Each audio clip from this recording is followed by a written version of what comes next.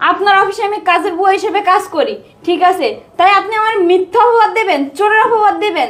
Madam, আমরা গরিব হতে পারি, কিন্তু ম্যাডাম আমরা চোর না। হ্যাঁ, কেডা না কেডাও চুরি করছে, নাম দিতেছে আমার। ভালো করে খুঁজে দেন কোন জায়গায় রাখছেন। ও আচ্ছা, তুমি টাকা নাওনি তাই না? কালকে যে তুমি আমার কাছে পার্সেলের নাম বলে 7,000 টাকা নিলে, আমি তোমার স্যারকে জিজ্ঞেস করে দেখেছি।